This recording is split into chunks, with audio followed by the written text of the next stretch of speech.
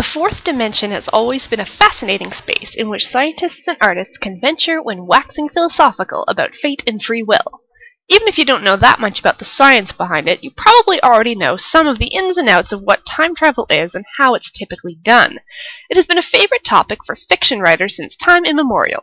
H.G. Wells' The Time Machine being a prominent example, the long-running TV series Doctor Who being a long-standing example, and one could even argue that Charles Dickens' A Christmas Carol is, in a way, about time travel as well. Whether the ultimate goal is changing the past or changing the future, mankind's obsession with time and fate is a well-documented and theoretically controversial subject. And if you're not into books, cinema has had a long romance with topics like time and fate, which range from the comedic and uplifting, such as the beloved Back to the Future trilogy or Bill and Ted's Excellent Adventure, to high-concept action films, such as any of the Terminator films or The Prince of Persia, and is even successful at more contemplative and brooding takes on time, such as Donnie Darko or The Butterfly Effect. Even films outside of the North American Hollywood tradition have found notoriety in their time-related subject matter, including France's 1962 short film La Jetée, or Germany's 1998 artistic thriller Lola Rent. As an interesting side note, for a lot of these movies, time travel is achieved through technological devices. Whether it's a souped-up DeLorean, a bizarre headset, or a gross hot tub, technology is closely tied with the science fiction and the science fact. Now, it should be noted that these titles have been all listed as fiction, because, of course, time travel is impossible and can only be confined to the realm of fiction, right? Well, sort of. The answer is a bit more complicated than a simple yes or no answer. Now, if you've had any access to the news within the past year, then you've probably heard about one of the more recent shakeups in the world of physics that has been happening at the CERN laboratory in Geneva. Basically, scientists fired up their city-sized particle-smashing machine called the Large Hadron Collider back in the fall of 2011, and were left scratching their heads when the results pages spat out information about a neutrino particle that was recorded as traveling faster than the speed of light. Naturally, a huge debate raged in the scientific community, as Einstein's famous theories about light and relativity are laws upon which all other scientific principles are based, and if those theories are overturned, things like time and space make less sense than they already do. However, after running the test again, scientists found that a faulty wire had probably produced the bizarre result, embarrassing absolutely everybody involved, and reassuring the rest of the world that all of science was as it should be. However, this incident has gotten everyone talking about the possibility of time travel and what it means if such a thing is possible. Time travel itself is not so far-fetched an idea as skeptics would have you believe, and even noted physicist Stephen Hawking claims that time travel is possible, with the proviso that you have a wormhole, the Large Hadron Collider, or a rocket that goes really, really fast. And now for a brief history of time. The core concept of time is based in Einstein's theory of relativity. You perceive things at the rate of 1 second per second because the speed of light is a mathematical constant, and the fastest one in the known universe. However, space and time are interconnected in what is known as the space-time continuum, which is why light will bend to gravity the same way anything made out of matter in space would. It just takes a ginormously large amount of gravity to bend light. It is important to consider that if light can be warped, so can our concept of time. A clock on the satellite would tick slightly faster than a clock on Earth would, because Earth's gravity isn't pulling on it as hard. Now, this all has to do with how fast we perceive light streaming into our eyes, because that's how we experience time. If I were to run in the same direction as a beam of light at half of its speed, for me it would seem to be flying at half of its usual speed than it would be for my friend who, while standing still, would perceive it normally. If I could travel at 99.999% of light speed and did so for a year, 223 years would pass for everyone else, and when I stopped, I'd feel as though I traveled centuries into the future in a single year. If you've seen Back to the Future, think of the way that Doc Brown creates a 1-minute difference between his stopwatch and the one worn by his dog sitting in the DeLorean. Scientists have actually done experiments of this nature, except instead of 1 minute, it was more of a difference of 250 nanoseconds, give or take a few, and instead of a short trip in a DeLorean, it took a clock in a vessel flying for 800 kilometers over a period of 50 hours to get. But you can't argue with results. However, these have been examples of traveling forwards in time, which everyone does pretty much naturally, no DeLorean required. It's the backwards direction that lends a bit more of an issue, and is more of the hot-button topic. When the CERN laboratories got the faulty result, people started to think about questions like, if time stops when you reach the speed of light, does it run backwards if you surpass it? Could you send messages to yourself in the past? And if you could, would it cause the universe to implode on itself, the way the movies always threaten it will? It should be noted that people can kind of see into the past if you observe stars. For example, Betelgeuse in the constellation of Orion is 500 light-years away from Earth, meaning that the twinkling that I observe in the night sky took 500 years to get close enough for me to see it. If Betelgeuse suddenly disappeared from the night sky right now, it means that it actually went supernova and exploded around the time when Copernicus was having a good long think about the Earth's relationship to the Sun. No one would know until light just stops appearing.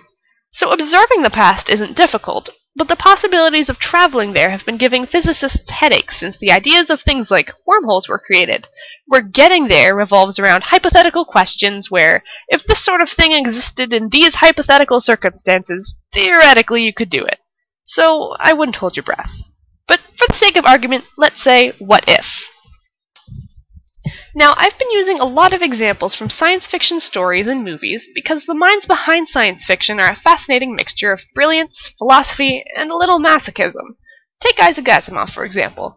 He's probably most well known to the public for writing the 3 laws of robotics.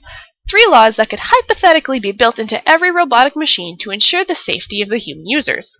And he then spends the entirety of his book, I, Robot, detailing every possible scenario in which those laws would fail catastrophically.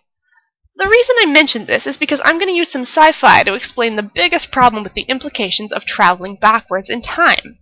Now, in movies and books, you always get the warning not to change anything or you could accidentally end up wiping out your own existence, or something to that effect, but you'll see how that actually makes no sense. The main arguable issue with time travel backwards has to do more with Newtonian physics than with Einsteinian physics, because the temporal issue would throw out the universe's natural laws relating to cause and effect. Now, Newton said that an object's velocity will remain constant until it's affected by an outside force. That is, a ball won't start rolling for absolutely no reason. It has to be pushed by something or someone in order to get to move. This is important. Steven Spielberg's 2002 sci-fi thriller Minority Report is the example I'm going to use as a springboard into this philosophy. As for a quick rundown of the plot, in Spielberg's vision of the future, there exist 3 people called precogs who, as a unit, receive visions of the future, specifically murders. A pre-crime division of the police force is dedicated to deciphering the when and the where of the murders and then stopping them before they happen. As a result, the city has been without a single murder in 6 years. Now, there are obvious problems with this take on time, and it's probably more helpful to think of it as a movie about the past rather than about the future. The entire system is based upon the concept that the precogs are always right about the future. For example, within the opening scenes of the film, they see a vision of a man killing his cheating spouse with scissors. Once they know what's going to happen, the pre-crime division is able to get to the house in time and stop the man from actually killing his spouse. The initial cause and effect relationship is okay. Precogs give the information, which caused them to stop a murder. The issue is that since the murder never actually ends up happening, what causes the precogs to have the vision? The man doesn't murder his wife. So in effect, the visions of the murder are completely inaccurate. All of them are. In this instance, the effect came temporally before the actual cause, which is impossible. Tom Cruise's character attempts to justify the nature of this logic to Colin Farrell, who catches a ball before it falls after Tom Cruise rolls it along a table. When Cruise asks him why he caught it, Farrell says that it was going to fall, and Cruise pointedly says, "But it didn't." Changing the future? Not quite. Again, the cause and effect comes into play. Farrell knew that the ball would fall off the table because those sorts of things always happen in exactly the same way.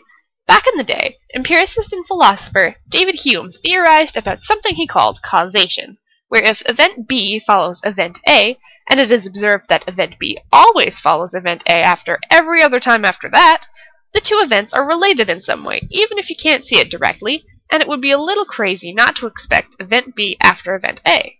He used the example of the sunrise. There's nothing stopping the sun from exploding before tomorrow morning, but because it didn't explode this morning, or yesterday morning, or any other morning before that, it's reasonably safe to expect it not to explode tomorrow morning. It was also reasonable for Farrell to continue to expect gravity to keep working that day when he caught the ball from falling, and wasn't really knowledge of the future and changing of fate the way Cruise thinks it operates. Gravity continuing to work and stopping future crimes of passion are not along the same wavelengths regarding cause and effect. Bearing in mind that this is a movie meant for fun and excitement rather than philosophy, it still demonstrates a pretty good grounds for thought experiments like that one. In that universe, the pre-crime division exists based on the belief that you can change the course of the future, but people can still be legally incarcerated for effects they haven't caused. It seems they can't figure out whether or not they really believe in fate and determinism, or instead in the power to change what might happen. In hindsight, perhaps a more accurate depiction would have been getting the precogs to see visions of the pre-crime division stopping the murders, rather than the actual murders themselves. Either way, this is an example of why you'll never have to worry about erasing your own existence or altering your fate in any other way by changing the past. If you did that, it would have already happened. The you that you are today is the direct result of cause and effect events in your entire life. Think of it as less Back to the Future and more 12 Monkeys. Do what you want. It won't change anything because it already happened. In conclusion, I wouldn't worry too much about the real-life applicability of time travel. At least, not until we jump the whole speed of light hurdle, but instead appreciate the science behind the way our universe works and how far our current technology has come in deciphering the way in which it functions. If we can smash particles together, maybe one day we can make machines which operate outside the boundaries of perceived time on Earth. Either way, hopefully you won't take for granted the fascinating way in which you and I perceive the fourth dimension.